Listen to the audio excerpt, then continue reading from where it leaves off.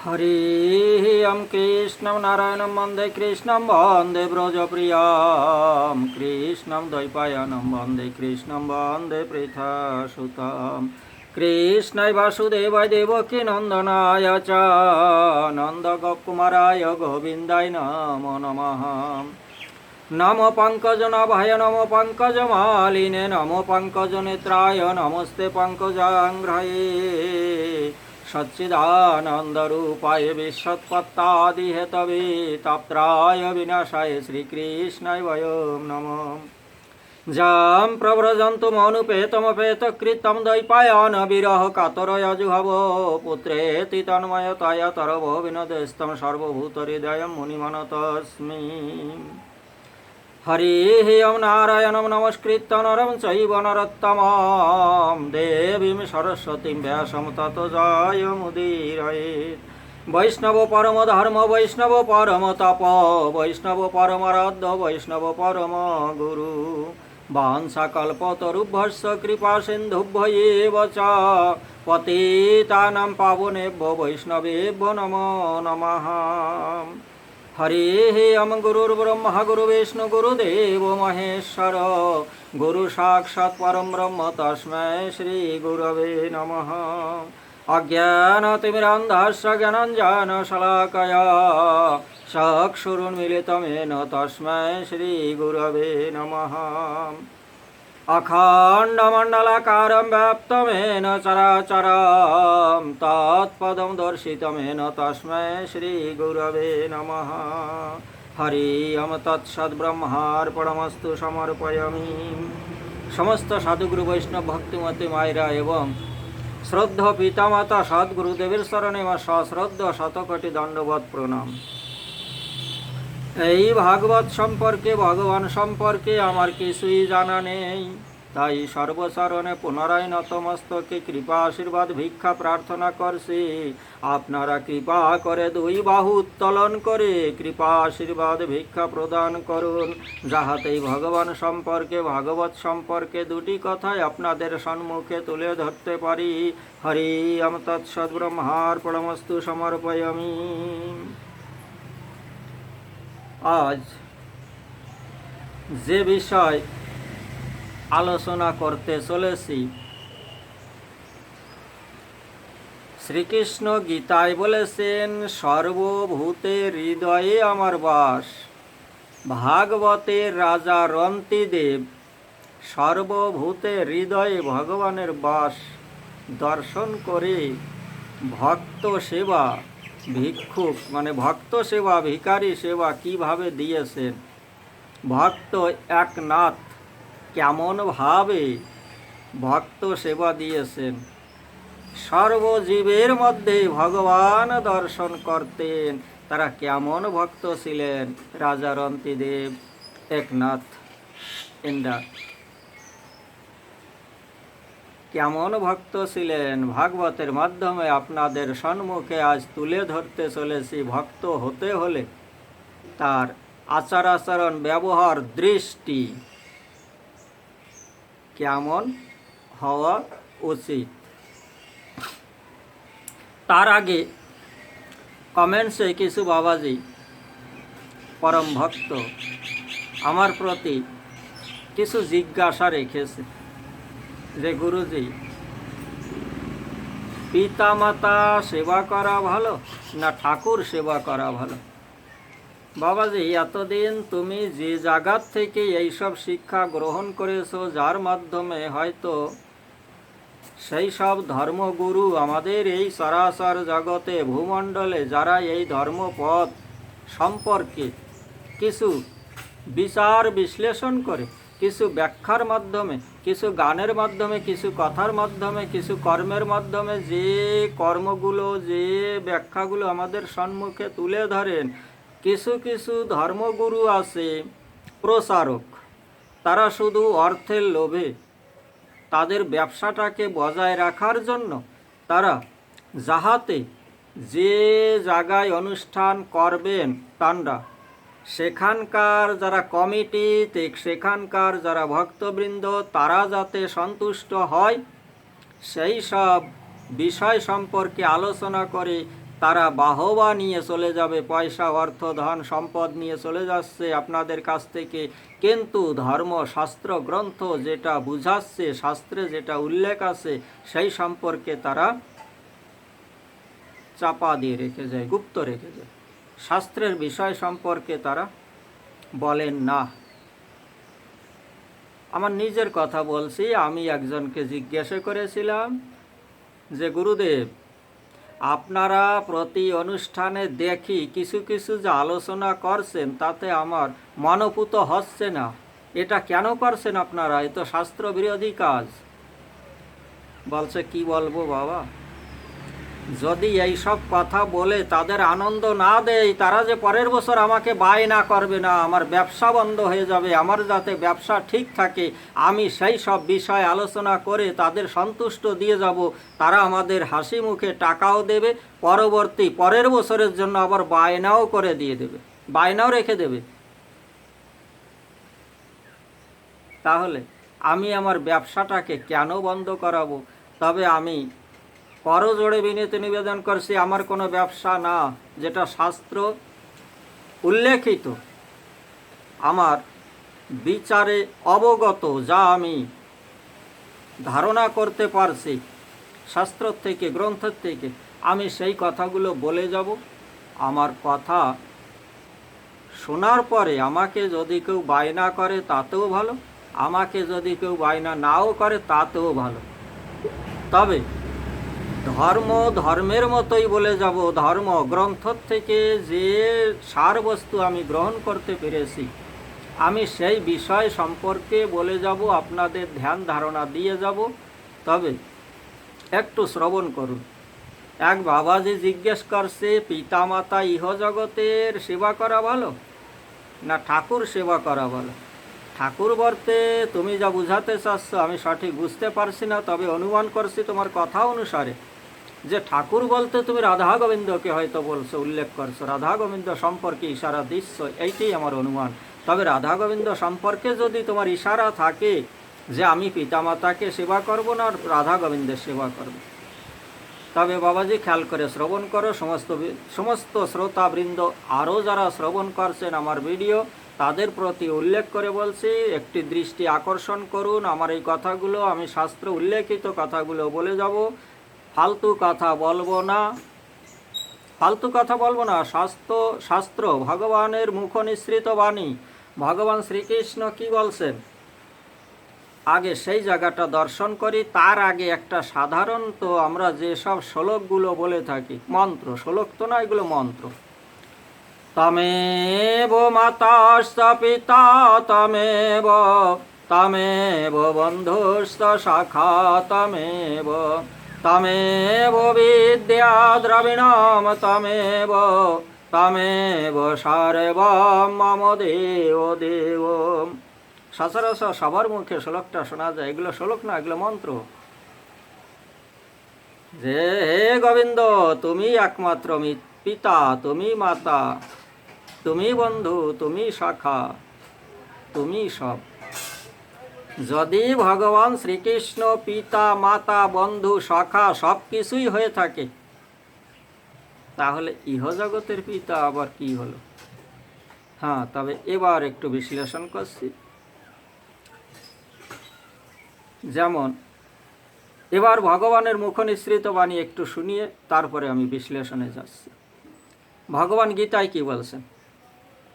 বাবাজিরা, ভক্তিমতী মায়েরা শ্রবণ করতে থাকুন। রোয়াশই রোয়াশ, গুজ্জ রহস্য। এই যে বাবাজি, আপনি এই যে খেয়াল করুন, এদিকে খেয়াল করুন, আমার দিকে দৃষ্টি দিন, বুঝতে পারবেন। না হলে এখান থেকে কি নিয়ে যাবেন? এই যে ভাগবত আসর, আপনারা যেভাবে বসে আছেন একটু সুস্থভাবে বসে ধৈর্য ধরে শ্রবণ করুন। কর্ণটাকে যেমন হরিণ কোনো গাছের পাতা যদি পড়ে কান দুটো খাড়া হয়ে যায়। কি পড়লো, কোথা থেকে এলো? এই শব্দটা কি হচ্ছে? কিসের শব্দ? আমাকে কেউ হামলা করছে না তো, আমার পিছের থেকে কেউ তাড়া করছে না তো, কই বাঘ আসছে না তো আমাকে শিকার করার জন্য? কান দুটো খাড়া করে শ্রবণ করে শব্দটা কোথায় এলো? বাবাজি, ও বাবাজি, এই যে এইদিকে তাকাও, এইদিকে। তাহলে এবার শ্রবণ করো। মায়েরা এদিকে খেয়াল করো। তো এবার দেখুন ভক্তিমতী মায়েরা, বাবাজিরা, এবার একটু খেয়াল করুন। তেমনি এই যে ভাগবত আসরে আপনারা এসে বসে আছেন ধৈর্য ধরে, কান দুইখানা খাড়া করুন। এই যে পাঠক কি বলছে, একটা সম্পর্কে, কোনো একটা শ্লোক, কোনো একটা মন্ত্র সম্পর্কে আমি কি ব্যাখ্যা করছি, কোনো পাঠক, কোনো কীর্তনীয় ব্যাখ্যাটা কি করে যাচ্ছে, কান দুইখানা খাড়া করুন, মনকে স্থির রাখুন, শ্রবণ করতে থাকুন, বুঝতে পারবেন, এখান থেকে নিয়ে যেতে পারবেন। নচেত থৈলি খালি, ঝোলা খালি, বাজারে গিয়েছেন, বাজার করে আপনার থৈলিটা ভরতে পারেন নাই, টাকা আছে, অর্থ আছে, কিন্তু পারেন নাই, সময়টা ফালতু ঘুরে ঘুরে বার্তালাপে কাটিয়ে দিলেন বন্ধু বান্ধবের সঙ্গে। বাজারে, হাট বাজারে গেলে দেখা হয় না বন্ধু বান্ধব, আত্মীয় স্বজন, বেহাই বেহাই কত কে রিশতেদার, আত্মীয় স্বজন, কত আপনজন দেখা হয়, তার সঙ্গে চা খেলেন, তার সঙ্গে বার্তালাপে ব্যস্ত থাকলেন, তার সঙ্গে হাসি মজাকে ব্যস্ত থাকলেন। সন্ধ্যা ঘনিয়ে এলো, বাজার করতে পারলেন না, ঝোলা খালি, খালি হাতে চলে এলেন, বাজার শেষ। এবার আপনারা এসে বসে আছেন এই আসরে, এবার শ্রবণ করুন। যদি এইখান থেকে ঝোলা খালি করে নিয়ে যান, এই যে আত্মীয় স্বজন যারা আপনার পড়োশি, এই যে ওনার সঙ্গে কেন বার্তালাপে ব্যস্ত থাকবেন, এখানে আমি যেটা বলছি সেইটা শুনবেন। আপনারা বলার জন্য আসেন নাই, এখানে শোনার জন্য এসেছেন। আপনারা শোনার মানুষ, তাই শোনার মানুষ, আপনারা শুনতে থাকুন। আমি যেটা বলি সেইটা শ্রবণ করুন, আপনারা বলবেন না। আপনারা গৃহ মাঝে কত না কত কিছু বলতে থাকেন, আজকে শ্রবণ করুন। তাহলে এইখানে কি বলছে, পিতামহস্য মাতা ধাতা পিতামহ বেদম পবিত্র মঙ্কার ঋক সমযজুরে বচম। ভগবান শ্রীকৃষ্ণ অর্জুনকে বলছেন, হে অর্জুন, পিতামহস্য মাতা ধাতা পিতামহ বেদম পবিত্র মঙ্কার ঋক সমযজুরে বচ। অর্থটা বুঝাচ্ছি যে পিতামহস্য, আমি পিতা, আমি মাতা, আমি ঠাকুর দাদা। বাবাজি শ্রবণ করুন খেয়াল করে, পিতা, আমি মাতা, আমি ঠাকুর দাদা, আমি ধাতা। ধাতা মানে যে লালন পালন করেন, রক্ষা করেন, সুরক্ষিত রাখেন, সেই পালনকর্তা ভগবান শ্রীকৃষ্ণ স্বয়ং। মাতা ভগবান শ্রীকৃষ্ণ স্বয়ং, পিতা ভগবান শ্রীকৃষ্ণ স্বয়ং, ঠাকুর দাদা ভগবান শ্রীকৃষ্ণ স্বয়ং। যে ওমকার বীজ মন্ত্র, যে বীজ ওম, সেই ওমকার প্রণব, ব্রহ্মা বিষ্ণু মহেশ্বর ওম, ব্রহ্মা বিষ্ণু মহেশ্বর ওম। ভগবান শ্রীকৃষ্ণ বলছেন, ওম আমি, ব্রহ্মা বিষ্ণু মহেশ্বর আমি, আমারই রূপ। আবার কি বলছে, ঋগ্বেদ, সামবেদ, যজুর্বেদ স্বয়ং আমি। তাহলে এবার বলো বাবাজি, জিজ্ঞাসার উত্তর পেয়ে গেলে? হ্যাঁ, তবে এইখানে দেখো, একটু বিস্তারিত না গেলে তোমাকে হয়তো বোঝাতে পারবো না। তাহলে বাবাজিরা আপনারাও একটু খেয়াল করে শুনুন। এই বাবা এক প্রশ্ন রেখেছে, তার উত্তর চলছে, কিন্তু আপনারা ওই প্রশ্নের উত্তরটা পেয়ে যাচ্ছেন। মায়েরা এদিকে খেয়াল করুন, এদিকে খেয়াল, এদিকে খুব মন দিয়ে শুনবে, খুব মন দিয়ে শুনবে। তো ইহ জগতের যে গৃহে আমরা বসবাস করি, এই পার্থিব জগতের যে গৃহ, ভবন বা মকান বা ঘর, যেখানে আমরা বসবাস করি, সেই ঘরটাকে বসবাস করার জন্য উপযুক্ত যদি না করে তুলি, তার রক্ষণাবেক্ষণ যদি না করি, সেই গৃহে জরাজীর্ণ অবস্থা হয়ে আসবে, আমরা কিন্তু সেখানে বসবাস করতে পারবো না। হয়তো মাকড়সার জালি একদম ভরে গেল, ধুলায় ভরে গেল, নোংরা ভরে গেল, ঝাড়ু লাগাতে হবে, সেই মাকড়সার জালিগুলো পরিষ্কার করতে হবে, মাঝে মাঝে সেই ঘরে পেন্ট বা কি বলেন, রং লাগাতে হবে, তাকে প্লাস্টার করতে হবে, তাকে মেরামত করতে হবে, তাকে সুরক্ষিত রেখে সেই ঘরে বসে আমরা বসবাস করব, ভজন কীর্তন করব, হরিভজনে ব্যস্ত থাকবো, গৃহকর্মে ব্যস্ত থাকবো, পরিবারের যত সন্তানাদি আছে আত্মীয় স্বজন তাদের লালন পালনে ব্যস্ত থেকে আমিও সুরক্ষিত থাকবো, তাদেরকেও সুরক্ষিত রাখার ব্যবস্থা আমার দ্বারা করতে হবে গৃহ মাঝে থেকে। তেমনি এই পার্থিব জগতের যিনি জন্মদাতা পিতা,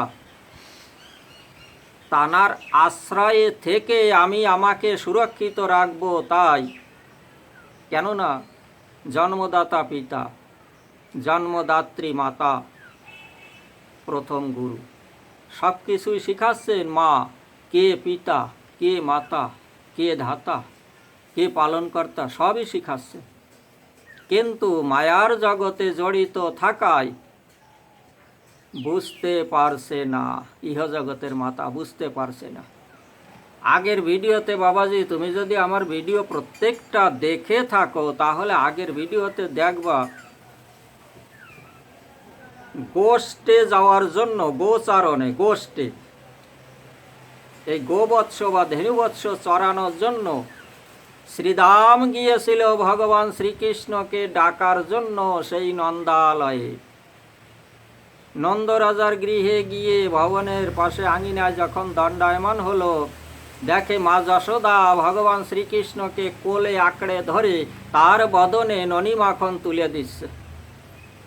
মাতা আঁকড়ে ধরে রেখে আছে কোলে, ছাড়ছে না। কতটা মায়ার জগতে আবদ্ধ। শ্রীকৃষ্ণ শ্রীদামকে ডাক দিয়ে বলে, শ্রীদাম দেখেছিস বন্ধু, আমার মা আমাকে কতটা ভালোবাসে, কোলে করে আমার বদনে ননি মাখন তুলে দিচ্ছে।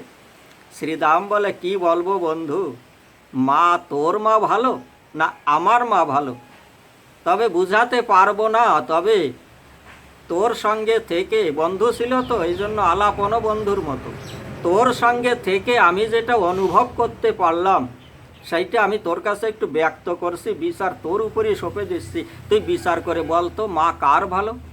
বলছে, বল শ্রীদাম কি বলতে চাচ্ছিস। বলছে, দেখ তোর মা সকালবেলা ঘুম থেকে উঠে তোর বদনে আঁকড়ে ধরে, কোলে আঁকড়ে ধরে রেখেছে, কোল থেকে ছাড়ছে না, কতটা মায়ার জগতে এখনো আবদ্ধ আছে।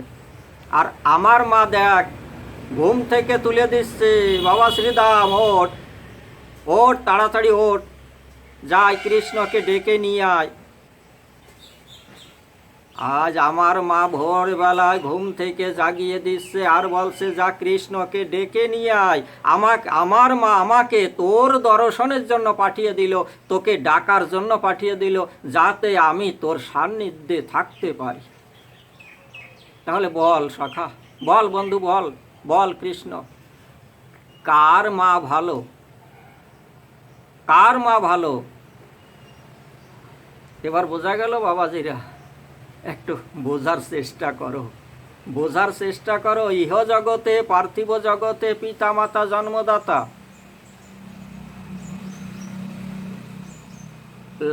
পালনকর্তা, জন্মদাতা, বিদ্যাদাতা, অন্নদাতা, ভয় ত্রেতা, ভয় ত্রেতা। এই যে কিছু কিছু পিতার কথাই যে বলে যাচ্ছি বাবাজির, একটু খেয়াল করো। জন্মদাতা, বিদ্যাদাতা, অন্নদাতা, ভয় ত্রেতা, পালনকর্তা, কয়জন হলো বাবাজি? এই 5 জন পিতা। এই 5 জনকে উল্লেখ করা হয়েছে, এই 5 জনই পিতা সমতুল্য। যে জন্ম দিয়েছেন পিতা, জন্মদাতা পিতা। আর যদি ওই পিতা ভরণ পোষণের উপযুক্ত দায়িত্ব পালন করতে না পারে,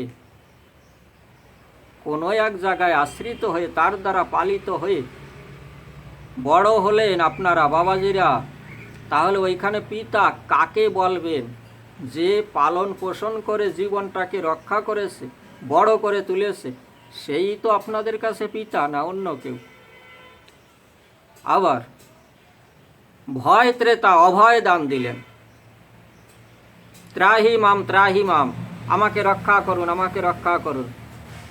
রাজার কাছে গিয়ে যখন অনুনয় বিনয় করে রাজার কাছে প্রাণ ভিক্ষা চাইলেন, রাজা অভয় দান দিয়ে দিলেন তৎকাল। তখন সেই মুহূর্তে আপনার কাছে পিতাকে, ওই ভয় ত্রেতা, পিতা, রাজা পিতৃ সমতুল্য। আবার যে বিদ্যা দান করে, জ্ঞান চক্ষু প্রস্ফুটিত করে দিল, নূতন জন্ম দিল, সেই বিদ্যাদাতা পিতা, যাকে বলে গুরু।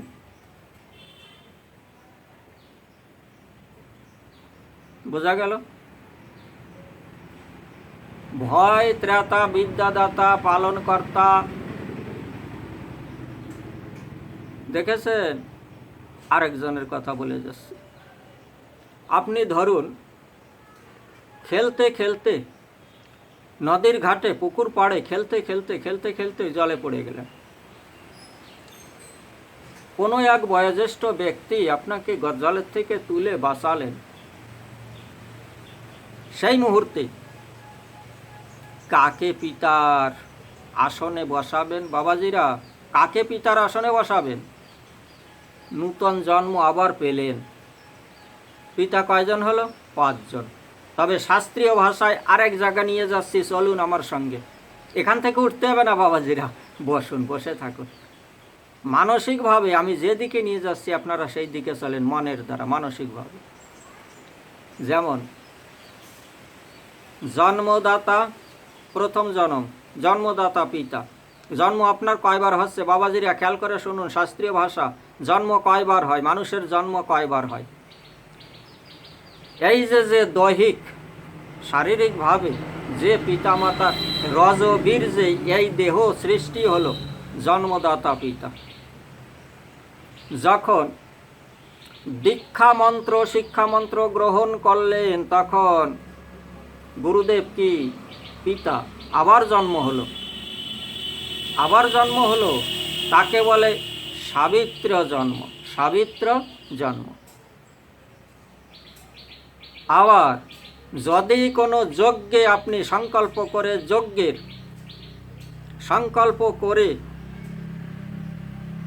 যজ্ঞে উপবেশন করে, যজ্ঞ পরিচালনা করে, যজ্ঞটাকে সুষ্ঠু সম্পন্নভাবে ব্রাহ্মণের দ্বারা যদি সম্পন্ন করে তুলতে পারেন, সেখানে যাজ্ঞিক জন্ম। কয়বার জন্ম হলো? 3 বার। মানুষের জন্ম 3 বার। তাহলে গুরুদেব পিতা, ব্রাহ্মণের দ্বারা সংকল্প করে যাজ্ঞিক জন্মে আপনার জন্ম হলো, যাজ্ঞিক জন্ম, সাবিত্র জন্ম।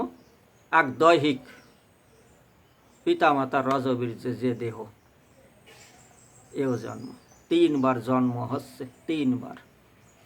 তাহলে যদি কেউ ভজন পথে, কয়টা দেশে বাস করতে হয়, কয়টা দেশে বাস করতে হয়? আপনারা কোথায় কোথায় বাস করেন জানি না, গুরুদেবের দ্বারা আপনারা শিখেছেন কি না, শুনেছেন কি না, তবে আমি একটু ব্যক্ত করতে যাচ্ছি। বাবাজিরা, একটু এইদিকে দৃষ্টি দিন, খুব মন দিয়ে শুনবে, কিন্তু এগুলো শোনার বিষয়। আপনারা শোনার মানুষ, তাই শোনার বিষয়ে শোনেন, শুনতে থাকুন, শুনতে থাকুন, আপনাদের ঝলি ভরতে থাকুন। আমি দেওয়ার জন্য আছি, দিতেই থাকবো, দিতেই থাকবো। এই যে রাধা গোবিন্দ যার কথা, সে আমার দ্বারা দিয়েই যাবে, দিয়েই যাবে। আমি যতদূর পারি দিয়েই যাব। যা আছে তাও দেব, যেটা না আছে তাও চেষ্টা করব, যেটা না আছে তাও চেষ্টা করব। এ আবার কি বিষয়? গোবিন্দের কাছে বিনতি করবো এই বিষয় সম্পর্কে, যে যা যা ধ্যান ধারণা আমাকে দিয়ে বলাবেন, আমি তাই বলব। তবে এই যে দিয়ে দেওয়ার জন্য আমি বসে আছি। এবার দেখুন, যেসব কথা এই যে পিতা সম্পর্কে বলে গেলাম, বুঝতে পারছেন তো? পিতা, ইহ জগতের পিতাকে আশ্রয় করে আমাকে সুরক্ষিত রেখে যাতে ভজন পথে সেই পরম পিতার কাছে পৌঁছাতে পারি, এই হচ্ছে প্রত্যেক ভক্তের কর্তব্য, প্রত্যেক জীবের কর্তব্য, প্রত্যেক মানুষের কর্তব্য। তবে অন্যান্য জীবের ভিতর যে যারা তমগুণী, তারাই ভগবানের দিকে এগোবে না। যারা রজগুণী, তারাও এগোবে না। সদ্গুণী হতে হবে। তাই বলছে সাত্ত্বিক ভোজন, সৎ আচার আচরণ, সৎ ব্যবহার। এইগুলো সৎ ব্যবহার না করলে, সাত্ত্বিক ভোজন না করলে, সৎ আচরণ না করলে গোবিন্দের দিকে যাওয়া যাবে না। রজগুণে যখনই জড়িয়ে যাবেন, কামনা বাসনায় যখনই জড়িয়ে যাবেন, ওইখানেই সেই সুতার মতো জড়া করা বাঁধবে। জড়া বাঁধে, সুতার জটা বাঁধে না, গিট বাঁধে। তা ছাড়াতে গেলে যদি কোনো অধৈর্য ব্যক্তি সুতার ওই জড়া ছাড়াতে যায়, ধৈর্য হারা ব্যক্তি, ধৈর্য নেই, যখন এদিক ওদিক করে ছাড়াতে পারলো না, তখন ফেলে দিল, যা এ হবে না, ফেলে দিল। কিন্তু ধৈর্যশীল ব্যক্তি, যদি কোনো বৃদ্ধা তাকে যদি বলা হয় বাবা বা মা এই সুতাটা একটু ছাড়াও, বসে বসে তারা ধৈর্য ধারণ করে আসে, তারা ধৈর্য ধরে সুতাগুলোকে ধীরে ধীরে ধীরে ধীরে ছাড়িয়ে দেয়। কিন্তু এই যুব সমাজ বর্তমানে অধৈর্য, অস্থির, মন স্থির নেই, চঞ্চল, কাজ সুষ্ঠুভাবে করতে পারে না। সুষ্ঠুভাবে কর্ম করতে গেলে ধৈর্যশীল ব্যক্তির সান্নিধ্যে আসতে হয়, যাকে বলে গুরুর সান্নিধ্যে আসতে হবে। একটা গল্প বলছি, তাহলে আপনারা বুঝতে পারবেন। গল্প নয়, ভাগবতের গল্প নয় বাবাজি, এগুলো ভাগবতীয় কথা। ভাগবতীয় কথা, ভাগবতীয় কথা এই যদি গল্পের মাধ্যমে না বলি, তাহলে আপনাদের অস্থির মন স্থির হবে না। এই যে মন দেখেছেন, মন কোথায় চলে গেছিল?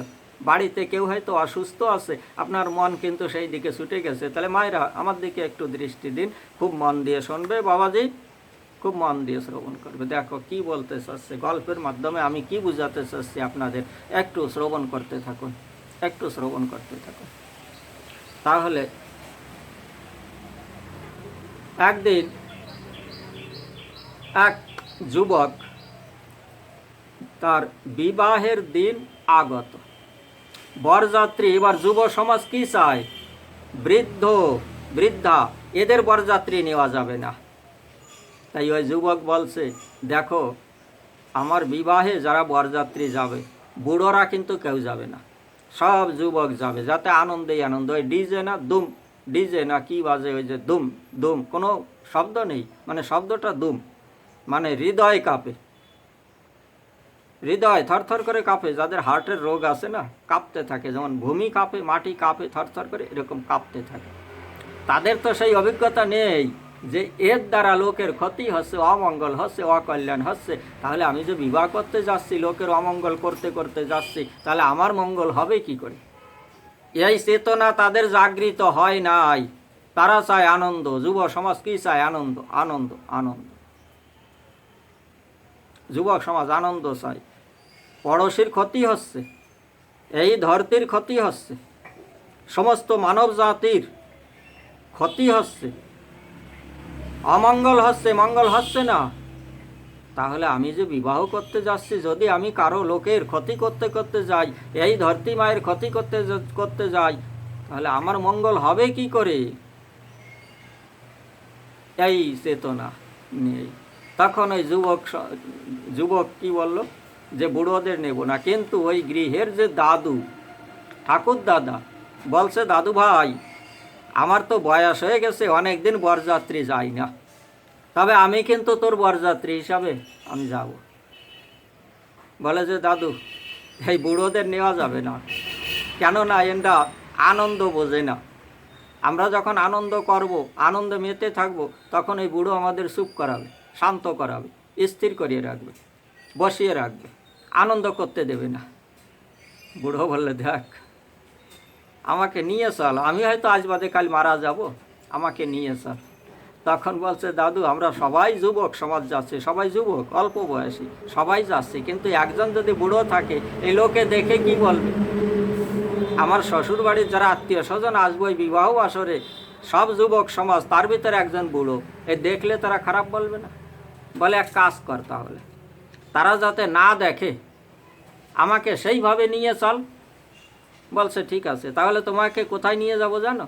ওই যে গাড়ির যে ডিক্কি আছে না, ওই ডিক্কির ভিতর তোমার বসে থাকতে হবে। বলে তাই যাব, তাই নিয়ে চল, যেভাবে নিবি তোর সঙ্গে আমি সেইভাবেই যাব, যা চল সেইভাবে। এবার বুড়োকে কী করলে, ডিক্কির ভিতর যেমন লাগেজ ঢুকায়, তেমন ওই বুড়োকেও লাগেজের মতো ঢুকিয়ে দিলে ডিক্কির ভিতর। থাকো বুড়ো, তুমি এইখানে বসে থাকো, এবার বরযাত্রী যাওয়া, বরযাত্রী যাওয়ার স্বাদ এইখানে বসে তুমি নিতে থাকো। এবার পৌঁছে গেছে বরযাত্রী। এবার গাড়ি যখন যেখানে পার্কিং করলো, ওই বুড়ো কিন্তু ডিক্কির ভিতর এই লাগেজের মতন বসে আছে, ঢুকিয়ে বসে রেখে দিয়েছে, থাকো বুড়ো আমরা বিবাহ করে আসি। এবার বিবাহ করতে গেছে, বিবাহ আসরে আগেকার দিনে কিছু প্রশ্ন জিজ্ঞাসা হতো, প্রশ্নের উত্তর যদি দিতে পারতো তাহলে সেই বিয়েটা হতো, নচেৎ বিবাহ হতো না। এবার কন্যার যে পিতা, এবার বরযাত্রী যারা গিয়েছে যুব সমাজ তাদের জিজ্ঞাসা করছে, আচ্ছা তোমাদের তো কিছু প্রশ্ন জিজ্ঞাসা করতে হবে নিয়ম অনুসারে, তাহলে প্রশ্নের উত্তর তোমরা দিতে থাকো, আমি প্রশ্ন করতে থাকি। প্রথম প্রশ্ন, মায়েরা এই যে খুব মন দিয়ে শ্রবণ করো, আনন্দের বিষয়।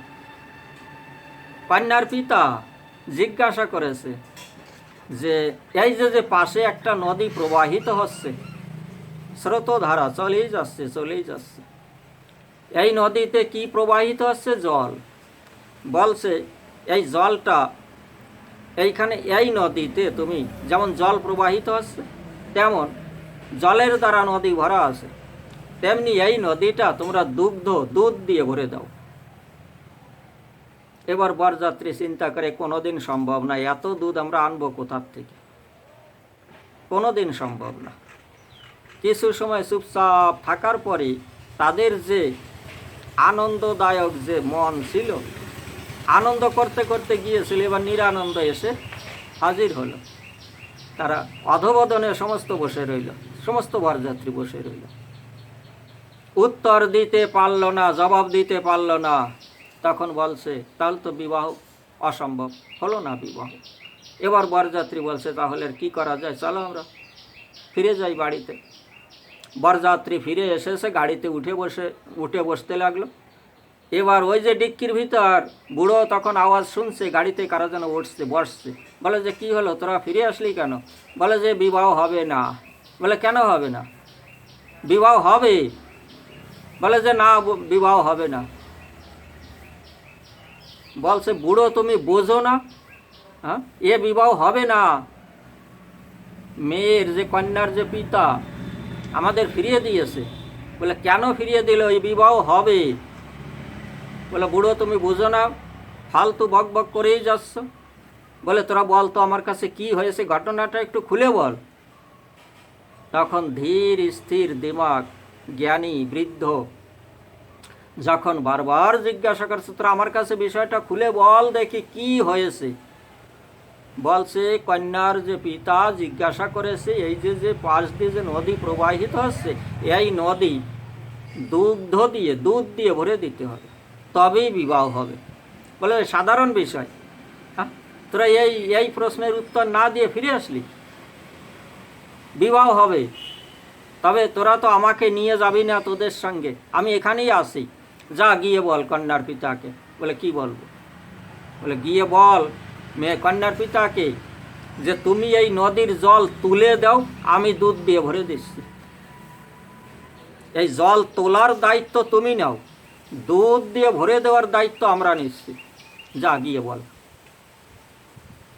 তখন কন্যার পিতাকে গিয়ে বরযাত্রী গিয়ে যখন বলল যে তুমি এই নদীর জল তুলে দাও, আমরা এই নদীতে দুগ্ধ দিয়ে ভরে দিচ্ছি। তখন বলল নিশ্চয়ই তোমাদের ভিতর কোনো বুড়ো আছে, না হলে তোমরা এই প্রশ্নের জবাব দিতে পারো না। তাই কার্য সমাধান করতে হলে, কোনো কর্ম যদি সুষ্ঠুভাবে সম্পন্ন করতে হয়, যুবক সমাজ বৃদ্ধর সঙ্গে সম্পর্কে থাকতে হবে, শিষ্য গুরুর সঙ্গে সম্পর্কে থাকতে হবে, ভক্ত ভগবানের সঙ্গে সম্পর্কে থাকতে হবে, নচেৎ কোনো কার্য সুষ্ঠুভাবে করা সম্ভব নয়। আর একটু বিস্তারে যাচ্ছি যাতে আপনারা ভালো করে বুঝতে পারেন বিষয়টা। খেয়াল করুন যুব সমাজ, খেয়াল করো, এই যে খেয়াল করো বাবাজিরা, মায়েরা, ভক্তিমতী মায়েরা, এদিকে একটু খেয়াল করুন। আমি যে কথাগুলো বলছি একটু দৃষ্টি আকর্ষণ করছি, আমার প্রতি ধ্যান দেন, দেখেন খুব আনন্দ পাবেন। যেমন এক গ্রামে এক কানা বাস করত। কানা মানে চোখে অন্ধ, দেখতে পারে না, কিন্তু হাত পা অঙ্গ প্রত্যঙ্গ ভালো ছিল, সুন্দর, হাঁটতে পারে, কথা বলতে পারে, হাত দিয়ে কর্ম করতে পারে, সব কিছুই পারে, কিন্তু তার দৃষ্টি শক্তি ছিল না, অন্ধ ছিল, কানা, দেখতে পারে না। হাঁটতে পারে, দৌড়াতে পারে, কিন্তু রাস্তা না দেখার ফলে সে দৌড়ায় না, কেননা কোনো গর্তে হয়তো পড়ে যাবে, এই জন্য দৌড়াদৌড়ি করে না। ধীরে ধীরে হাঁটতে থাকে, লাঠি নিয়ে যষ্টি ভর করে ধীরে ধীরে হাঁটতে থাকে, কোনো গর্ত আসে নাকি বাঁচিয়ে নিজেকে পথ চলে। আর ওই গ্রামেই আর এক খোড়া বাস করত। ঘোড়া সব কিছুই দেখতে পারে, কিন্তু চলার ক্ষমতা নেই, চলার ক্ষমতা নেই, চলতে পারে না, বসে বসে শুধু দেখে আর ভাবে আজ যদি আমার পা যদি ভালো হতো, আমার অঙ্গহানি যদি না হতো, আমি এ করে দিতাম, আমি এও করে দিতাম, আজকাল আমি এতটা উন্নতি করতাম গ্রামের, আমি অমকের এত ভালো করতাম, সে আমার নাম সবসময় জীবনভর মনে করত। কিন্তু করার ক্ষমতা নেই, কেননা অকর্ম, পঙ্গু, অঙ্গহানি। সে মনে মনে ভাবলে কি হবে, করার ক্ষমতা নেই। এ মতো সময় গরমের দিনে, আগেকার দিনে ওই বিচুলি বা সোনা ঘর ছিল, সোনার ঘর, সোনের ঘর, সোন দিয়ে ছাওয়া ঘর, কুটির। কিন্তু আগুন লেগে গিয়েছে গ্রামে, আগুন লেগে গিয়েছে। এখন গরমের দিনে জলের অভাব, আগুন আর নিভাতে পারছে না। যে যার মতো পালাচ্ছে, গ্রাম ছেড়ে পালাচ্ছে, যে যার মতো পালাচ্ছে। ওই কানা দেখতে তো পারে না, ওই যে দৌড়াদৌড়ি ছুটাছুটি করছে, আওয়াজ তার কানে আসছে, কিন্তু তার তো দৌড়ানোর ক্ষমতা নেই, সে দেখতে পাচ্ছে না, পথ চেনে না। আর এদিকে যে ঘোড়া, সে বসে বসে হাই হাই করছে, হাই হাই, আমার যদি পা ভালো থাকতো আমি একা জল দিয়ে আগুন নিভিয়ে দিতাম, কিন্তু আমার তোর চলার ক্ষমতা নেই। বসে বসে হাই হাই করছে, আমি এখন কি করব, সবাই তো দৌড়িয়ে চলে যাচ্ছে, ছুটে চলে যাচ্ছে, তার প্রাণ বাঁচাচ্ছে, আমি কিভাবে আমার প্রাণ বাঁচাবো। ওই ঘোড়া তখন কানাকে ডাক দিয়ে বলছে যে দাদা এদিকে আয়, এদিকে আয়। বলছে কি? বলছে আগুন লেগেছে গ্রামে, তুই তো দেখতে পাচ্ছিস না, আমি তো বসে বসে দেখতে পাচ্ছি, গ্রামে আগুন লেগে গেছে, তাহলে আমরা দুইজন বাঁচবো কি করে? সবাই তো ছোটাছুটি করে গ্রাম থেকে পালাচ্ছে, তারা তো বেঁচে যাচ্ছে, তাহলে আমরা দুইজন কি করে বাঁচবো? কানা বলে আমি তো চোখে দেখি না, আমার তো আর পালানোর ক্ষমতা নেই, দৌড়ানোর ক্ষমতা নেই, যদি দৌড়াতে যাই হয়তো কোনো গাড্ডায় বা গর্তে পড়ে আমার প্রাণহানি হতে পারে। ঘোড়া বলছে আমি যদি আবার রাস্তা দেখি তাহলে আমার তো আর পালানোর ক্ষমতা নেই, আমি যে পায়ে অপাহিজ, পায়ের দ্বারা আমি যদি হাঁটতে পারি না, দৌড়াতে পারি না, তাহলে আমি কি করি? তাহলে আমি তোকে বুদ্ধি দিচ্ছি, শোন। ঘোড়ার বুদ্ধি, এই যে লুলা ল্যাংড়া ঘোড়া কানা, এদের বুদ্ধি দেখেন বাবাজিরা, মায়েরা, খুব আনন্দদায়ী। এবার ওই কানা ঘোড়া, আপনারা বলুন তো বাবাজি, এই যে এইদিকে বাবাজি, আপনারা একটু বলুন তো, এবার ওই কানা আর ওই ঘোড়া কিভাবে গ্রাম থেকে পালাবে, তাদের প্রাণ বাঁচাবে কি করে? দেখেছেন, রহস্যময় বিষয়। এই ভাগবতে না আসলে এইসব বুদ্ধি হয় না, দিমাগ বুদ্ধি বিকশিত হয় না, বিবেক জাগৃত হয় না, যে কানা ঘোড়া তারা কিভাবে অগ্নির থেকে বাঁচবে, গ্রামে আগুন লেগেছে, তারা পালাবে কি করে, নিজের প্রাণ বাঁচাবে কি করে। এবার ওই কানা বলছে কাজ কর, আমি তো চোখে দেখি না, তাহলে তুই হাঁটতে পারিস না, তাহলে তুই আমার কাঁধে বস। কানার ঘোড়া যুক্তি করছে, কানা বলছে তুই আমার কাঁধে বস। বলছে কেন?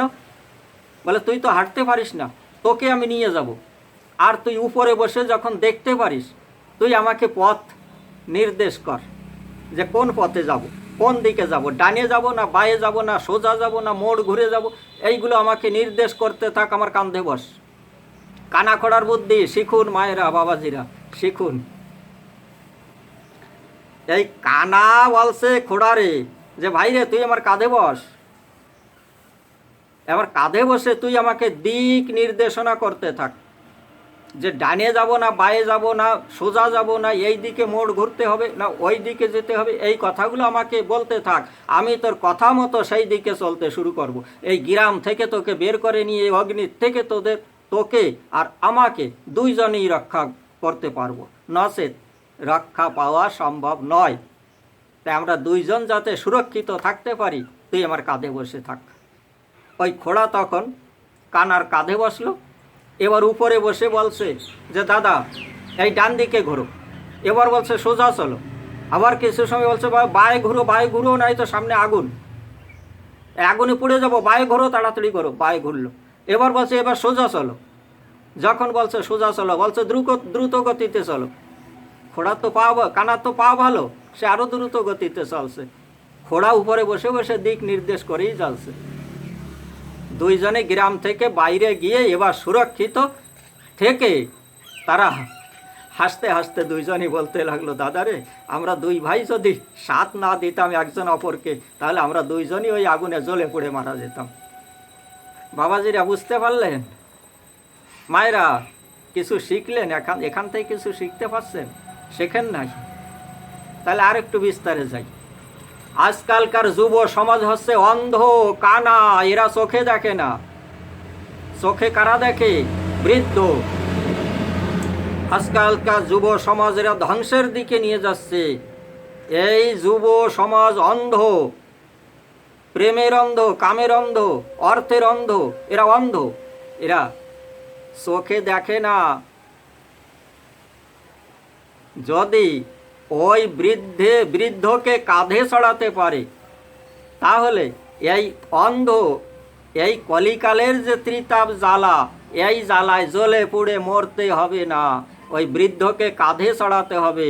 অর্থাৎ গুরুকে আশ্রয় করে ওই গুরুর জ্ঞান নিয়ে, যেমন ওই কানা ঘোড়ার জ্ঞান নিয়ে গ্রাম থেকে বেরিয়ে গেল, সুরক্ষিত, আগুনে জ্বলতে হলো না, পুড়তে হলো না, তাদের প্রাণহানি হলো না, তেমনি আজকালকার এই যে যুব সমাজ, এরা যদি বৃদ্ধদের কাঁধে চড়ায়, বৃদ্ধের জ্ঞান অর্জন করে, বৃদ্ধের থেকে বুদ্ধি নিয়ে তারা যদি কর্ম করে, সুরক্ষিত কর্মটা সম্পন্ন হতে পারে।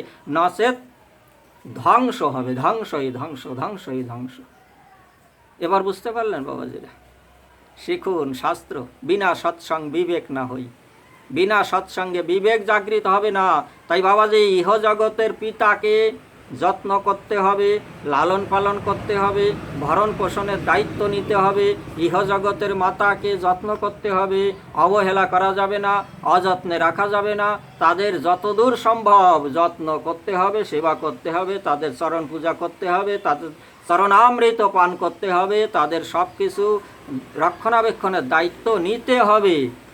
তথাপি পরম পিতা পরমেশ্বর পরমাত্মা, সেই পিতা সেই মাতা, উদ্দেশ্য সেই দিকে।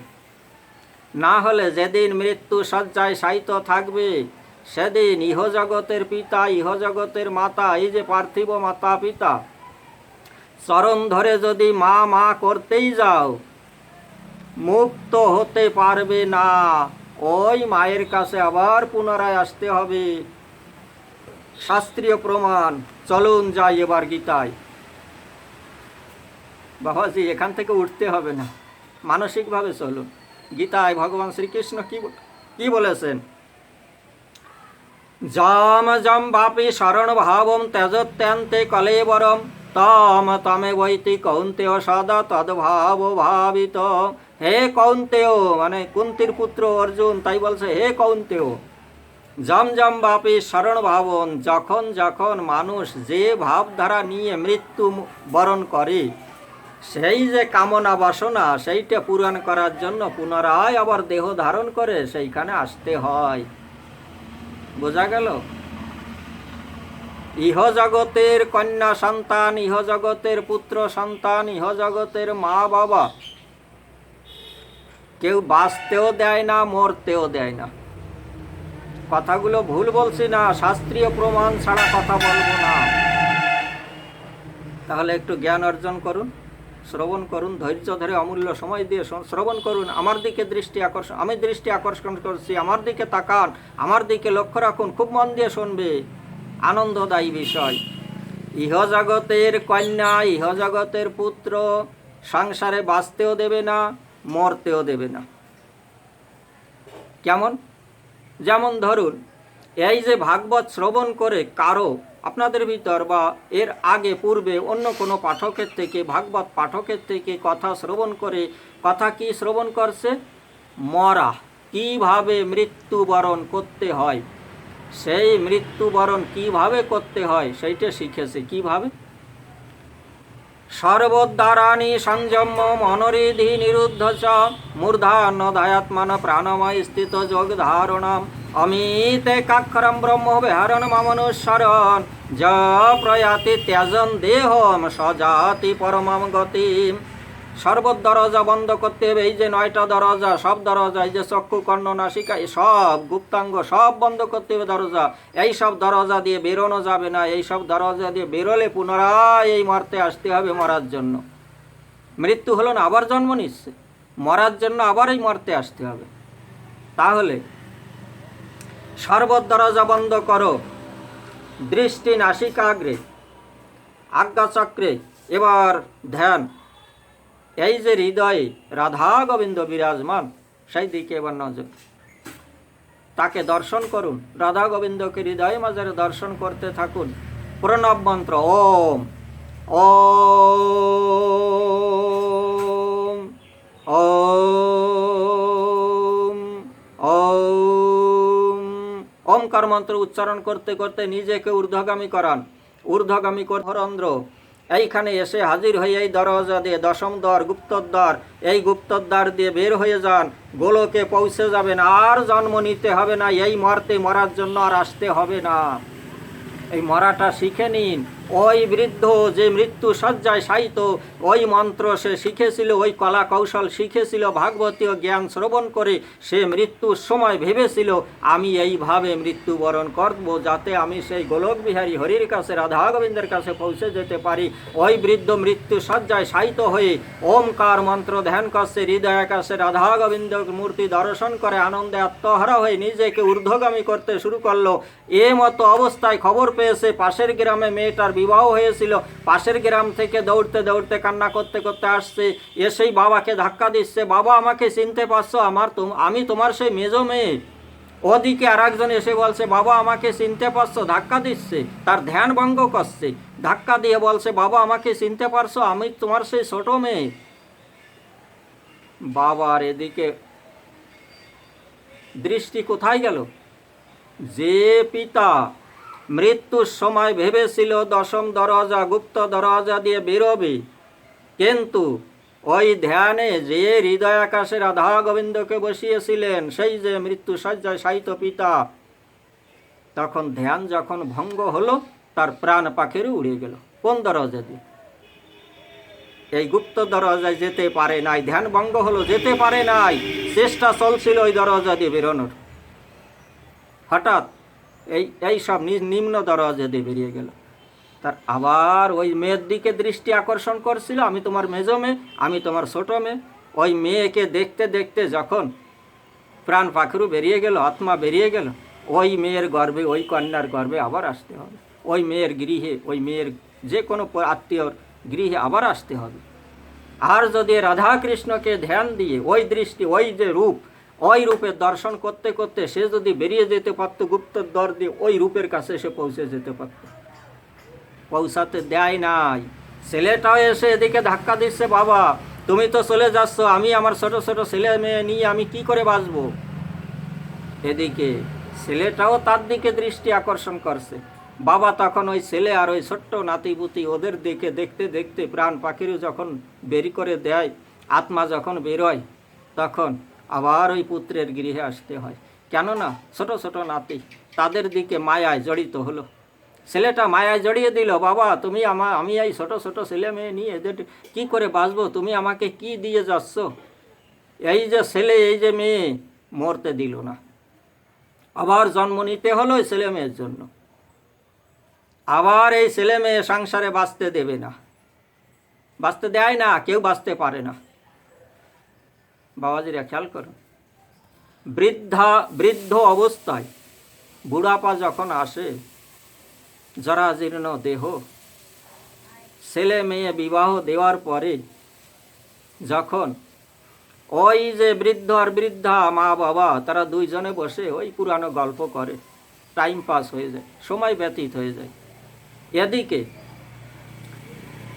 ওই দুইজনের ভিতর থেকে যদি একজনে চলে যায়, আর একজন বৃদ্ধ, তার কর্মক্ষমতা নেই, চলার ক্ষমতা নেই, কিছু বলার ক্ষমতা নেই, যদি ওই বারান্দায় বসে বাবা, হয়তো মা চলে গিয়েছে, ইহলোক থেকে পরলোকে চলে গিয়েছে, বাবা যে বেঁচে আছে, বাবা তখন ছেলেটাকে জ্ঞান দিচ্ছে, বাবারে এইসব কর্ম এইভাবে করিস না, তুই এই পথে চল, এইভাবে কর্ম কর, তাহলে তুই ভালো থাকতে পারবি। ছেলে ওদিকে বাবার ওই যে আওয়াজ বারবার বারবার ছেলেকে বুঝানো, ছেলে সহ্য করছে না, কেননা আজকালকার যুব সমস্ত অন্ধ।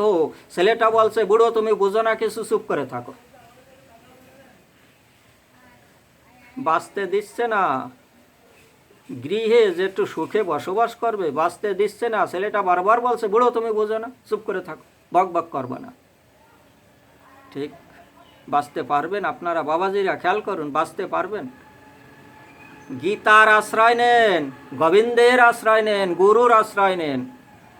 বাঁচতে যদি হয়, মরতে যদি হয়, গীতার আশ্রয় নেন, গোবিন্দের আশ্রয় নেন, গুরুর আশ্রয় নেন, গঙ্গার আশ্রয় নেন, গোমাতার আশ্রয় নেন, তুলসীর আশ্রয় নেন। আশ্রয় নিতে হবে, আশ্রয় ছাড়া গোবিন্দ পাওয়া যায় না, আশ্রয় নিতে হবে। আর এদিকে বাবা হয়তো চলে গিয়েছে ইহলোক থেকে পরলোকে, মা একা বৃদ্ধা মা ওই বারান্দায় বসে আছে, বৌমা কাজ করেই চলছে। তথাপি বৌমার কর্ম দেখে ওই মা কিন্তু সহ্য করতে পারছে না, কেননা ওই মা তো একদিন সংসার করে করে সংসারটাকে টিকিয়ে রেখেছে, সন্তানাদি লালন পালন করে জন্ম দিয়ে তাদেরও বড় করে তুলেছে। কিন্তু ওই বৌমার কর্ম দেখে শাশুড়ি সহ্য করতে পারছে না, করার ক্ষমতা নেই, কিন্তু দেখে সহ্য করতে পারছে না। বলছে, বৌমা তুমি এইভাবে চলো না, তুমি এইভাবে থেকো না, তুমি এইভাবে তোমার অঙ্গবস্ত্র একটু সামলিয়ে রাখো, না হলে সমাজে অকল্যাণ হবে, তোমার অমঙ্গল হবে। এইভাবে থাকে না, লক্ষ্মীর মতো থেকো। যখন ওই শাশুড়ি মা জ্ঞান দিতে যাবে ওই বৌমাকে, বৌমা তখন বলবে, বুড়ি তুমি চুপচাপ করো না, চুপ করে বসে থাকো, না হলে তোমাকে এই ঘর থেকে বের করে দেবো। বাঁচতে দেবে না। তাই বাঁচতে যদি হয়, মরতে যদি হয়, গীতার আশ্রয় করুন, গোবিন্দের আশ্রয় করুন, গুরুর আশ্রয় করুন, গোমাতার আশ্রয় করুন, তুলসীর আশ্রয় করুন, গঙ্গাকে আশ্রয় করুন, গায়ত্রীকে আশ্রয় করুন। গীতা গঙ্গা স গায়ত্রী গোবিন্দে ত্রিদি স্থিতে চতুর্গকার সংযুক্ত পুনর্জন্ম ন বিদ্যতে।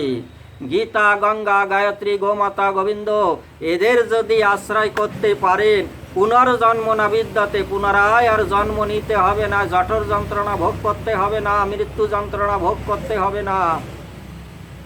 আনন্দই আনন্দ, সেখানে না আছে কোনো জরা বেদি, না আছে রোগ শোক, না আছে খুব পিপাসা ক্ষুধা তৃষ্ণা, কিছুই নেই, আনন্দই আনন্দ।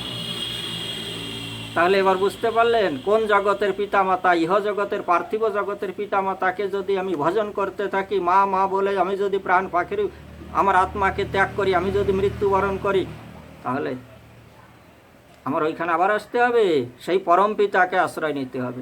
এখানে থাকতে হলে, বসবাস করতে হলে তুমি মানুষ হয়েছো, আমরা মানুষ হয়েছি, আপনারা মানুষ হয়েছেন, আপনারা ভক্ত হয়েছেন।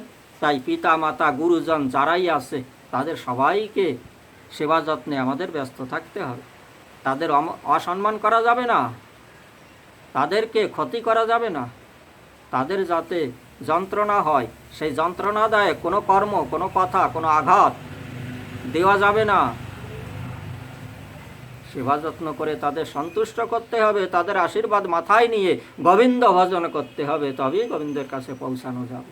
কিন্তু ভজন রাধা গোবিন্দের, সেবা যত্ন ইহ জগতের গুরুজন সাধু বৈষ্ণব মা বাবা এনাদের সেবা যত্ন করেই যেতে হবে। তাহলে এবার একটা কথায় আসি, রাজা রন্তিদেব। রাজা রন্তিদেব, এবার রন্তিদেবের যে আচার আচরণ, ছিলেন রাজা, রাজ্য শাসন করতেন, কিন্তু প্রজাদের ভিতরে ভগবান শ্রীকৃষ্ণ কি বলেছেন, ঈশ্বর সর্বভূতানাম হৃদ্দেশে অর্জুন তিষ্ঠতি ব্রাহ্ময়ন সর্বভূতানি যন্ত্রারূঢ়ানি মায়া। যে ঈশ্বর সর্বভূতে হৃদয় আকাশে বিরাজমান, কিন্তু দেখা যাচ্ছে না কেন? আমাদের চক্ষু ইন্দ্রিয় বাহির দিকে, বাইরের দিকে, বাইরের বস্তু দেখতে পারে, ভিতরের দিকে দেখার ক্ষমতা নেই। তাহলে ঈশ্বর কোথায় থাকেন? ঈশ্বর সর্বভূতানাম হৃদ্দেশে অর্জুন তিষ্ঠতি, হৃদয় আকাশে ঈশ্বরের বাস। আমরা বাইরেরটা দেখতে পারবো, ভিতরেরটা দেখতে পারি না। ভিতরেরটা যদি দেখতে হয়, ভিতরে, কামরার ভিতরে, ঘরের ভিতরে কে আছে, এইটা যদি দর্শন করতে হয়, এবার জ্ঞানচক্ষু। এই জ্ঞানচক্ষুকে দান করেছিল ব্যাসদেব কাকে? সঞ্জয়কে। সে দেখতে পেত যুদ্ধক্ষেত্রে, কুরুক্ষেত্রে কি হচ্ছে না হচ্ছে, এই জ্ঞানচক্ষুর দ্বারা রাজভবনে বসে দেখতে পারত সঞ্জয়।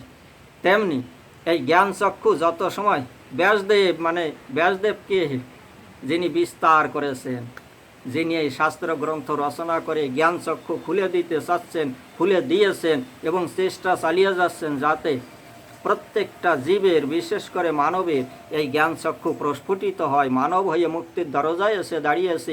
তাহলে এই শাস্ত্র গ্রন্থ থেকে শিক্ষা নিয়ে শাস্ত্র গ্রন্থ থেকে জ্ঞান অর্জন করে তাদের এই জ্ঞান চক্ষু দিব্য চক্ষু যাতে প্রস্ফুটিত হতে পারে, তারা হৃদয় আকাশে শ্রীকৃষ্ণ রাধাকৃষ্ণ বসে আছে তাতে যারা দর্শন করতে পারে তারা যেন সেই দিকে ধাবিত হয়। কিন্তু চক্ষু ইন্দ্রিয় কোন দিকে? বাহিরের দিকে। বাইরে গৃহের ভিতর সুন্দরী রমণী, সুন্দরী কন্যা, সুন্দর নাতি, সুন্দর পুত্র, সুন্দর জামাতা, এদের দিকে আমরা দৃষ্টি আকর্ষণ করছি চক্ষু ইন্দ্রিয়ের দ্বারা, এইখানেই আটকে যাচ্ছে, তাই ভিতরেরটা দেখতে পাচ্ছি না। কিন্তু রন্তিদেব রাজ্য শাসন করতেন, প্রজা পালন করতেন, সময় মতো কর নিতেন, সময় মতো তাদের সেবায় লাগিয়ে দিতেন। কিন্তু নিজে কি করতেন দেখেন, তাদের ভোজনে সব ব্যবস্থা যাতে সব কিছু পরিপূর্ণ করে দিতে পারে, কষ্ট দিতেন না, সেবায় ব্যস্ত থাকেন রাজন রন্তিদেব। নিজে নিজে অন্ন সেবার জন্য চেষ্টা করতেন না, নিজ চেষ্টায় যা কিছু সম্মুখে পেতেন তাই সেবা নিয়ে সন্তুষ্ট থাকতেন। এই অভ্যাস তার গৃহিণী ধর্মপত্নী রাজরানী যে তানারও এই অভ্যাসে পরিণত হয়ে গেল। এবার রানী মাও ওই রাজার এবার যারা ধর্মপত্নী পতি দেবতাকে অনুসরণ করে তার ধর্মকে পালন করার জন্য তারাও চেষ্টা করে, কিন্তু স্ত্রী হলে কিন্তু স্বামীর ধর্ম পতি দেবতার ধর্ম পালন করবে না, বলে তুমি যা করবা করো, আমি পারবো না, আমার এই লাগবে, আমি এই খাবো, আমি এই পরবো, আমি এই করব। স্ত্রী কিন্তু মানবে না পতির ধর্ম, পতির কর্ম স্বীকার করবেন না। তাই ধর্মপত্নী ওই যে রন্তিদেব রাজা তার পত্নী ধর্মপত্নী ছিলেন, তাই ওই রানী এবার রাজা যে কর্ম করে, যে ধর্ম করে, রানীও সেই পথ অবলম্বন করে, পতি দেবতার কর্ম অনুসারে, পতি দেবতার ধর্ম অনুসরণ করে রানী মাও কর্ম করেই চলছে। তার যে সন্তানাদি ছিল তারাও ওই পিতামাতার কর্ম দেখে, ধর্ম দেখে তারাও এই পথের পথিক হয়ে গেল। রন্তিদেব রাজা আর ওই রানী আর সন্তানাদি পরিবারবর্গ সবাই এবার সর্বজীবের ভিতর ভগবানের দর্শন, ঈশ্বরের দর্শন, সর্বভূতে ঈশ্বরের দর্শন এই মনে করে তারা জীবের সেবা করতে লাগলো, মানুষের সেবা করতে লাগলো, সমস্ত প্রাণীবর্গের সেবা করতে লাগলো। সেবা করতে করতে করতে করতে এইভাবে দীর্ঘ 48 দিন পার হয়ে গেল, কোনো অন্ন সেবার ব্যবস্থা হয় না। 48 দিন অনাহারে। পারবেন মায়েরা, ভক্তিমতী মায়েরা, এই যে এখান থেকে শিখুন বাবাজিরা, 48 দিন অনাহারে চলে যাচ্ছে। দৈব বশে কোনো অন্ন যদি সামনে আসতো তবেই সেই অন্ন সেবা নিয়ে সন্তুষ্ট হতেন, কিন্তু 48 দিন অন্ন জোটে না। তারা চেষ্টাও করছে না অন্নের জন্য, যে কোথায় পাবো, কার গৃহে যাব, 2 মুঠো অন্ন, 2 মুঠো খাবার খেয়ে আমরা জীবন ধারণ করব, চেষ্টাও করছেন না, অজগরের মতো পড়ে আছে। অন্যান্য সাপ যারা তারা দৌড়ধূপ করে, রাত্রে চলাফেরায় বের হয় যে কোথায় ব্যাং পাবো, কোথায় সুসো পাবো, কোথায় ইঁদুর পাবো, কোথায় খাবার পাবো, তারা দৌড়াদৌড়ি ছোটাছুটি করে আহার গ্রহণ করে, আহার সংগ্রহ করে। কিন্তু অজগর কোনোদিন তার নিজ স্থান ত্যাগ করে না, আহারের জন্য নিজ স্থান ত্যাগ করেন না। কেননা অজগরের বিশ্বাস একমাত্র ঈশ্বর রাধা কৃষ্ণ গোবিন্দ, যিনি স্বয়ং গোলকে বসে আছেন, সবার দিকে দৃষ্টি আছে, কে অনাহারে আছে, সবাইকে খাদ্য দেওয়া এটা ঈশ্বরের দায়িত্ব। তাহলে আমিও যখন ঈশ্বরের সৃষ্টি জীব, আমিও তারই সন্তান, তাহলে আমি কেন এই শুধু খাওয়ার জন্য, 2 মুঠো অন্নের জন্য কেন আমি লোকের অহিত করব, লোকের অমঙ্গল করব, কেন লোককে কষ্ট দেব, কেন অন্য প্রাণীকে দুঃখ দেব? আমার খাবার যদি ভগবান স্বয়ং জোগাড় করে থাকেন, এইখানেই আসবে। অজগরের মুখে কোনো না কোনো খাদ্য এমনিতেই চলে আসবে। অজগর ওইখানে বসে বসে নিশ্চেষ্ট অবস্থায়, নিশ্চল অবস্থায় ওইখানে ভজন পথে ব্যস্ত থাকতো, যে কবে আমি এই সর্পজনিত থেকে মুক্ত হব। চেষ্টা করতো না, কোনো কাউকে দুঃখ দিত না, অনায়াসে তা যাকেই পেত তাকেই গ্রহণ করে সন্তুষ্ট থাকত। তেমনি রন্তিদেব 48 দিন পার হয়ে গেছে, চেষ্টা করেন নাই খাদ্যের জন্য, কারো গৃহে কারো দরজায় গিয়ে ভিক্ষা করেন নাই, হাত প্রসারিত করে 2 মুঠো অন্নের জন্য চেষ্টা করেন নাই। সন্তান আদিও সেই পিতা মাতার অনুসরণ করে চলেছে।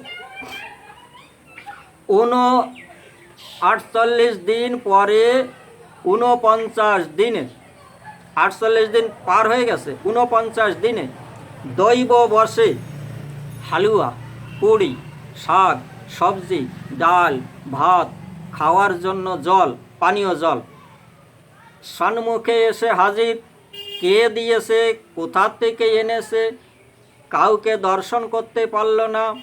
সেই ভোজনের থালি সম্মুখে এসে যখন রেখে দিয়েছেন, কে দিয়েছেন? স্বয়ং ঈশ্বর। দৈববশে সমস্ত খাবার, হালুয়া, পুরি, শাক, সবজি, ডাল, ভাত, জল, পানীয় জল সবই ব্যবস্থা করে দিয়েছে। সেই মুহূর্তে সবাই মনে মনে একটু ভাবলো, যাক 48 দিন পরে 49 দিনে আমরা খাবার পেলাম, তাহলে এই অন্ন এবার সেবা নেই। তারা যখন হাত মুখ ধুয়ে সেবায় বসবে, রাজা রন্তিদেব হাতে গ্রাস তুলে নিয়েছে, ওম গোবিন্দায় নম বলে মুখে তুলে দেবেন।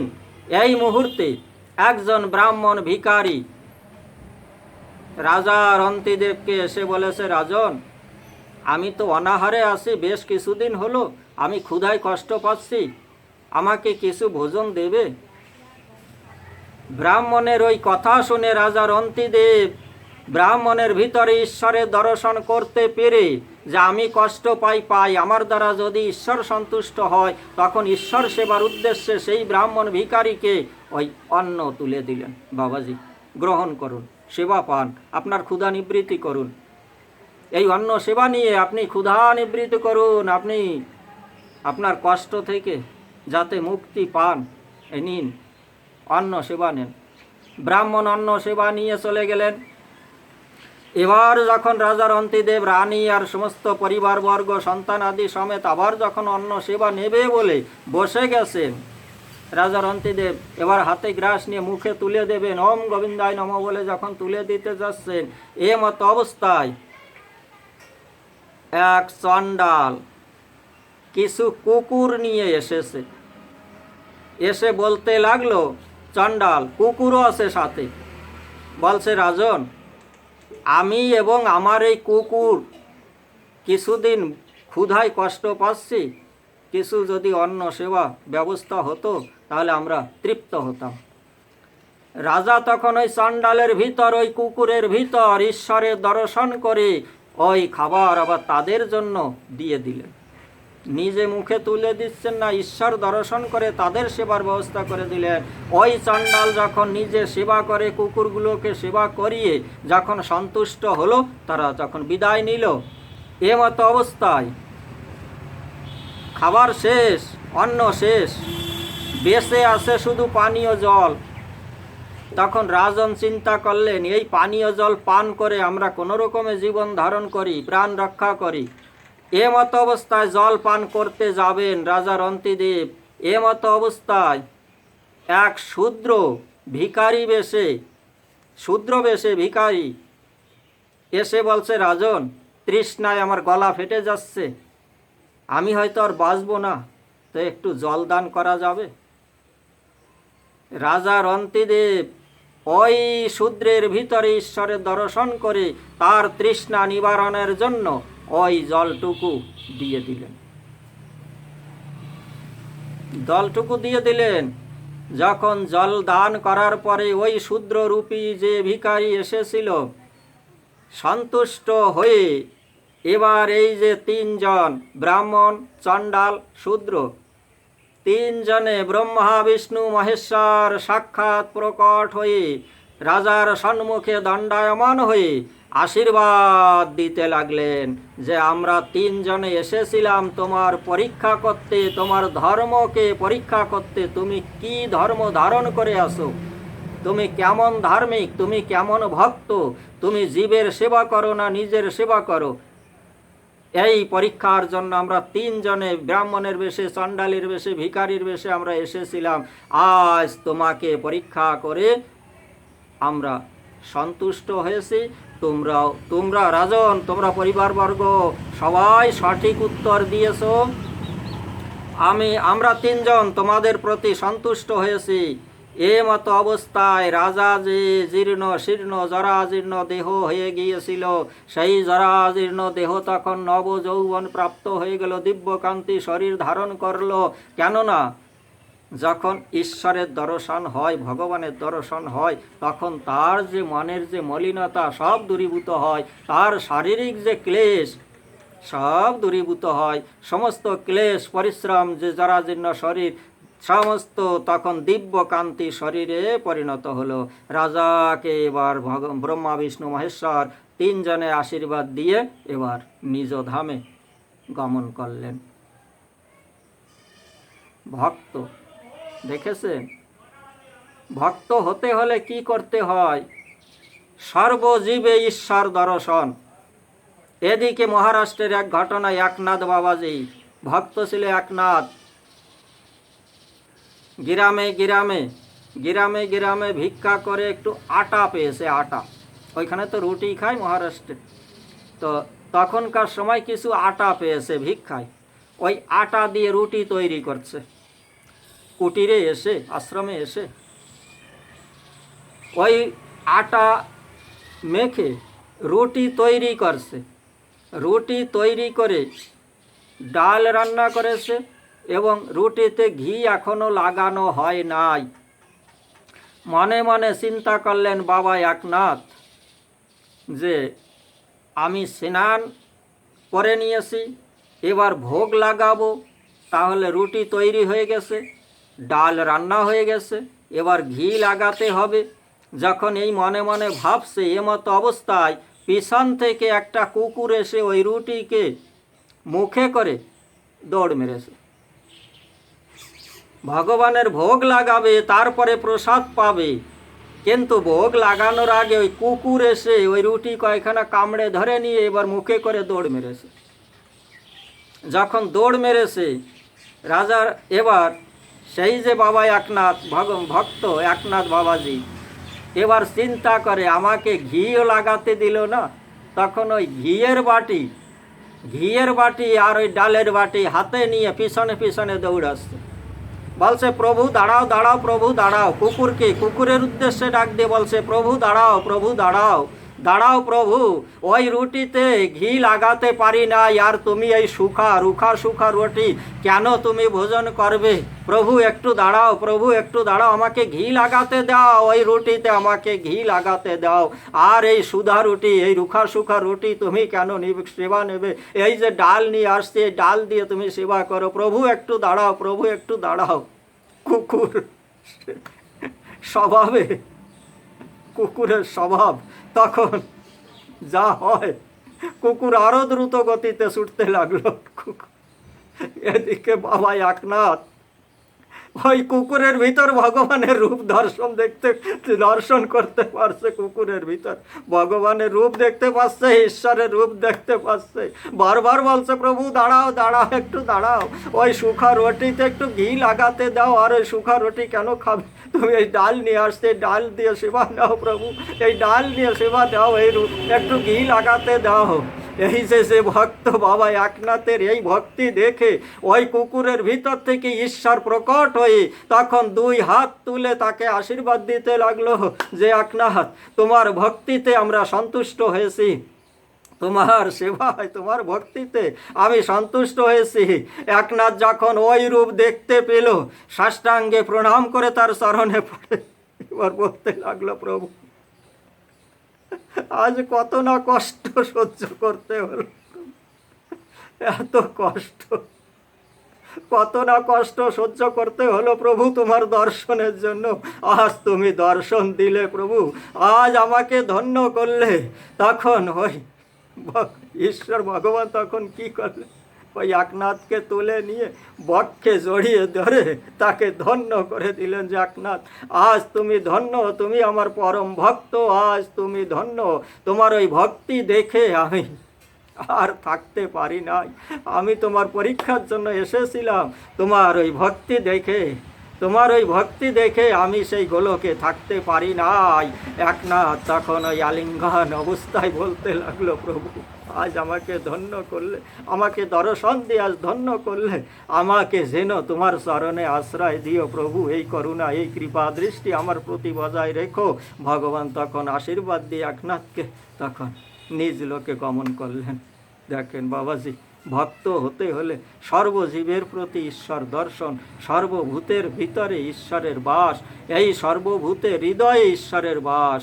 তাই এবার ভিডিও দেখে আপনারা যদি একটু আনন্দ অনুভব করে থাকেন, কিছু শিক্ষামূলক যদি পেয়ে থাকেন, কিছু ভক্তিমূলক যদি কিছু পেয়ে থাকেন, যদি আপনাদের চলার পথে যদি মনে করেন সম্বল পাথেয় হিসাবে যদি মনে করেন যে আমাদের চলার পথে কর্মজীবনে সংসার জীবনে এই পাথেয় হয়ে সম্মুখে দাঁড়াবে, কাজে আসবে, তাহলে আপনারা একটু সাবস্ক্রাইব করবেন, লাইক করবেন, কমেন্টস করবেন, একটু দেখতে থাকবেন, সবাইকে ভিডিও দেখার জন্য প্রেরণা দেবেন, আত্মীয় স্বজন বন্ধু বান্ধব পড়োশি সবাইকে ভিডিও দেখার জন্য প্রেরণা দেবেন, একটু সাবস্ক্রাইব করে রাখবেন যাতে আপনাদের কাছে পৌঁছাতে আমার যেন কোনো অসুবিধা না হয়, আমি যেন প্রতিনিয়ত আমার যে কথা ভগবানের যে কথা আমার দ্বারা যে মানে যাতে প্রচার হচ্ছে যেন আমি আপনাদের মোবাইলে পাঠাতে পারি, আপনাদের কাছে যাতে পাঠাতে পারি,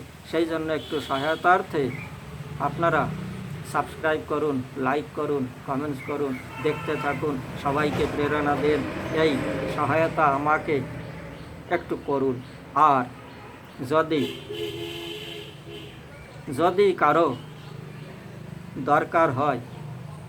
যদি কারো দরকার হয় আমার কমেন্টস করে জানাবে, আমার সঙ্গে যোগাযোগ করবে, যতটা সম্ভব আমি সহায়তা করব। এখানে বিশ্রাম দিচ্ছি, তবে বিশ্রাম দেওয়ার আগে সরাসর জগতের সর্বপ্রাণীর মঙ্গল কামনায়, বিশ্বের মঙ্গল কামনায় ওম সর্বে ভবন্তু সুখিনা, সর্বে সন্তু নিরাময়, সর্বে ভদ্রাণি পশ্যন্তু, মা কশ্চিৎ দুর্ভাগ ভবেৎ। ওম শান্তি, ওম শান্তি, ওম শান্তি।